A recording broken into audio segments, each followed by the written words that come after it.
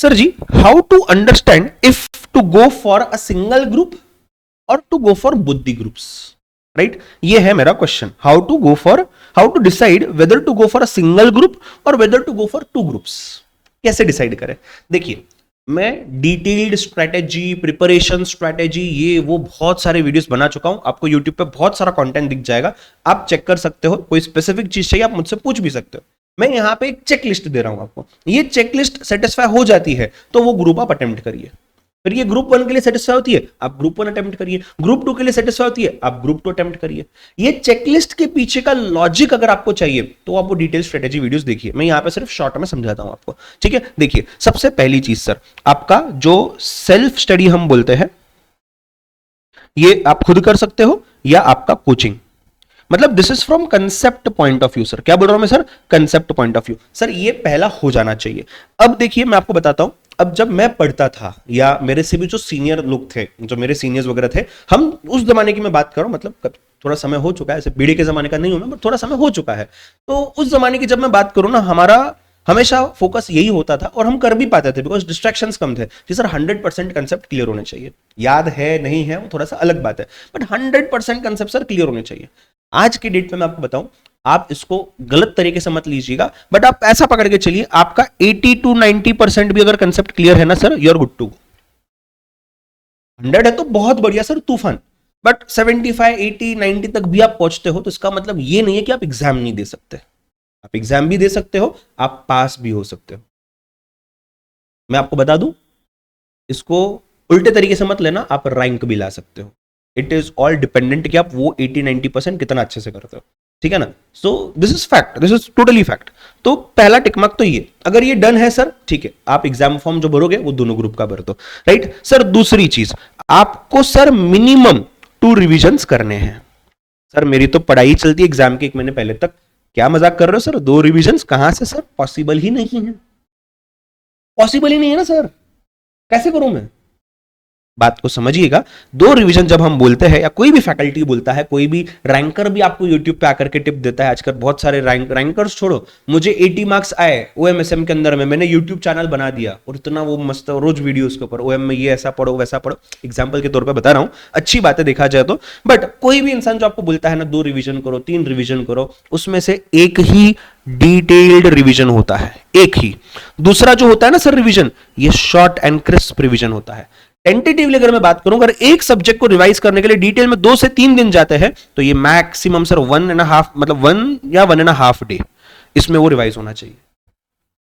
Sir ये कैसे करें उसके ऊपर हमने बहुत सारी बार बात की है, मैं फिर से आता हूं बाद में, बट अभी नहीं, ठीक है? तो ये होना चाहिए सर। तीसरी चीज, एटलीस्ट सर, एटलीस्ट बोलता हूं मैं, 1 मॉक टेस्ट। मैं सर बिल्कुल प्रमोट नहीं करता हूं आपने टेस्ट सीरीज लगाना चाहिए, मैं सिर्फ इतना प्रमोट करता हूं कि आपने एक बार पेपर सॉल्व करना चाहिए। एक बार पेपर सॉल्व करो। आप टेस्ट सीरीज लगाना चाहते हो, आप पैसे वाले हो, आपको उन पर भरोसा है, बिल्कुल लगाओ। आपको नहीं लगाना है, जो भी रीजन हो, सर मुझे भरोसा नहीं है, कोई मिल नहीं रहा है टेस्ट सीरीज वाला, या सर फीडबैक खराब आ रहा है, या सर मेरे पास पैसा नहीं है, सर जो भी रीजन हो मत करो। इंस्टीट्यूट ने मॉक टेस्ट पेपर अपलोड किए हुए हैं, एक सॉल्व करो। प्रीवियस एग्जाम क्वेश्चन है, एक सॉल्व करो, उसका आंसर भी है, चेक करो।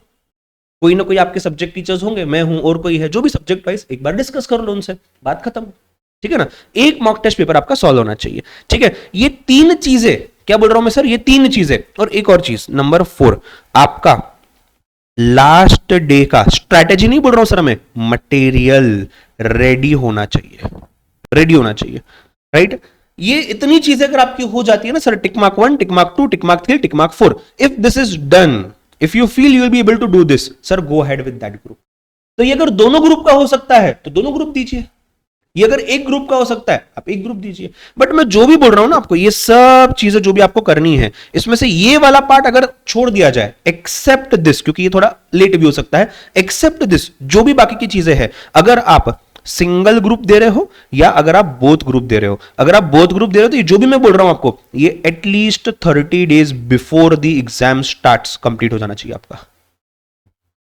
सर अभी मेन पार्ट तो ट्विस्ट आपने अभी बता दिए, ठीक है? अगर आप सिंगल ग्रुप दे रहे हो ना सर, तो 15 से 20 दिन भी चलेगा। मैं ये सब ऐसा पकड़ के बोल रहा हूं कि आप ऐसे सिचुएशन में फंसे पड़े हो पेसिमिस्टिकली कि हम हमारे साथ जितना भी गलत हो सकता है, अगर गलत होते ही रहता है, गलत ही होता है हमारे साथ, तो भी इतने दिन बचने चाहिए। इसका मतलब ये है कि ये ट्राई करिए 40 डेज बचे, 45 डेज बचे, अगर आप दोनों ग्रुप दे रहे हो तो, राइट। अगर आप सिंगल ग्रुप दे रहे हो तो सर 15 से 20 दिन में भी आपका ग्रुप निकल सकता है।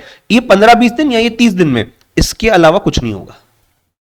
और ये उसके पहले हो गया, उसके बाद एक और रिवाइजन करिए और एक रिवीजन करिए। सर इसका मतलब सर मॉक टेस्ट भी सर 15-20 दिन पहले, 30 दिन पहले, हाँ सर, बट सिलेबस ही खत्म नहीं होता, जितना होता तो ना करो। आपको वो यूज टू होने से मतलब है पैटर्न के। क्यों बोल रहा हूं मैं? बिकॉज मैं बहुत बच्चे देखता हूं सर, इस अटेम्प्ट में भी अभी सीए इंटर का रिजल्ट आया था, सीए फाइनल का रिजल्ट आया था, सीए में फाउंडेशन के साथ 2-3 दिन पहले, 10 तारीख को, 11 तारीख को, एक ही फीडबैक मिला जो बच्चे फेल हुए उनसे, एक ही फीडबैक मिला सर, लास्ट के 10 दिन में टेस्ट सीरीज की डिमोटिवेटेड हो गया। मुझे सब आ रहा था पेपर में, बट दिमाग में चल रहा था टेस्ट सीरीज में स्कोर नहीं कर पाया, तो सर फाइनल एग्जाम में भी स्कोर नहीं कर पाया। मतलब आप सोच रहे हो आपका दिमाग पहले ही कमजोर है। मैं आपको कमेंट नहीं कर रहा हूं पर्सनली, बट स्टेज पे कमजोरी होता है, वल्नरेबल होता है, कमजोर नहीं, गलत वर्ड है, वल्नरेबल होता है, हम अफेक्ट हो जाते हैं, राइट। आपकी उम्र में जब मैं था तो मुझे कोई आके बोलता था तू पागल है, तो मुझे ऐसा लगता था यार इसको मैं जाकर के मारूं, ऐसे कैसे बोल रहा है मैं पागल हूं। आज मुझे कोई बोलता है ना पागल है, हाँ मैं स्माइल करके छोड़ देता हूं। तो वो एज का डिफरेंस है, आप समझ रहे हो, वो मेच्योरिटी का डिफरेंस है, और वो एज के साथ ही होगा, एक्सपीरियंस के साथ ही होगा, ठीक है। तो मैं अगर एज अ स्टूडेंट सोचूं तो मैं ऑलरेडी 19-20 साल 21 साल का, मैं ऑलरेडी वल्नरेबल हूं। उसमें मैं क्या कर रहा हूं सर, अपने आप को जज कर रहा हूं। और अगर टेस्ट सीरीज लगा रहा हूं, 90% बच्चे आज खुद से काम नहीं करना चाहते, उनको टेस्ट सीरीज भी आउटसोर्स करना है, ठीक है भाई करो, कोई दिक्कत नहीं है। अब वो टेस्ट सीरीज वाले सर है, मैडम है, उन्होंने भी कहा कि भाई तुझसे न हो पाएगा, अगला अटेम्प्ट दे दे, ये सब चीजें दिमाग में घूम रही है, फिर भी मैं एग्जाम दे रहा हूं, अच्छी बात है, आप हिम्मत वाले हो, कर रहे हो, बट सबकॉन्शियसली अफेक्ट हो रहा है, आप इनडायरेक्टली फेल होते जा रहे हो। तो ये हमें नहीं करना है। ऑन दी अदर हैंड ऐसे भी बच्चे देखे जिन्होंने कहा कि, अभी सीए इंटर का बात बोल रहा हूं मैं आपको, कि सर मुझे जो रिजल्ट आया ना मेरा, सर मुझे ऐसा लगता था कि मेरा टेस्ट सीरीज जो मैंने दिया था सर दोनों ग्रुप का, वहां पे सर मतलब मैं आपको क्या बताऊं सर, मोर देन 55-60% मार्क्स आए थे, और यहां सर 20-20 मार्क मिले सब्जेक्ट में। मतलब आप सोचो टेस्ट सीरीज बहुत अच्छी भी गई तो आप ओवर कॉन्फिडेंस में हो, फिर आपके लास्ट के जो 10-12 दिन उसमें पढ़ाई कम होती है। Are you able to understand? तो अपने आप को जज करना है ना अगर, तो ये एक महीने पहले जज करके रख लो टेस्ट सीरीज के through. This is simple method. अगर ये सब आपको लगता है, आप एग्जाम फॉर्म भरते समय ये सब आपको लगता है कि आप कर पाओगे, go for those groups accordingly. तो एक ग्रुप करना है या 2 ग्रुप करने हैं, या कौन सा ग्रुप करना है, ये आप ये 1, 2, 3, 4 के चेकलिस्ट पे आप डिसाइड कर सकते हो। That is my personal suggestion, right. इसके पीछे जो लॉजिक्स है मैंने कुछ कुछ बताया है, डिटेल लॉजिक्स मैंने स्ट्रेटेजी अलग अलग वीडियोस में बताए हुए हैं, आप चेक कर सकते हो, ठीक है। इसके लिए अगर आप लाइव में जो लोग एग्री करते हो फटाफट से थम्स अप दीजिएगा, तो मैं थर्ड एंड तो सबसे इंपॉर्टेंट पॉइंट जहां यहां मेजर लोग जिसके लिए बैठे हुए उस पर आता हूं, फटाफट से बताइएगा। आप में से कोई एग्री नहीं करता है या कुछ कमेंट करना है, ऐड ऑन करना है, प्लीज चैट बॉक्स खुला हुआ है। Sir from when to start to give mock test before the exam, मैं वही बोल रहा हूं, देखो ये 15-20 दिन या ये 30 दिन जो लास्ट का ब्रैकेट है जो मैंने बताया, इससे पहले टेस्ट हो जाना चाहिए आपका। तो एक ही ग्रुप है तो आप 1 महीना पहले चालू करो, 4 दिन में या 8 दिन में जो भी आप कंफर्टेबल रहो वैसे आप एक एग्जाम दे दो, आपका काम हो जाएगा। अगर आप 2 ग्रुप वाले हो तो 45 days before the exam test series start होना चाहिए, विच ऑब्वियसली मींस कि आपका 70-80% सिलेबस उतरने से पहले हो जाना चाहिए, तभी तो आप टेस्ट सीरीज दोगे। 100% नहीं हो कोई दिक्कत नहीं, मैं जब बोल रहा हूं फाइनल एग्जाम के लिए ही 80-90% भी होता है। देखो आपको कवर पूरा 100% करना है, बट वो हम बोलते हैं ना कॉन्फिडेंस 80% पर है, कोई दिक्कत नहीं है। सर कवर ही 80% हो मतलब कॉन्फिडेंस 50% पे, फेल होना पक्का है।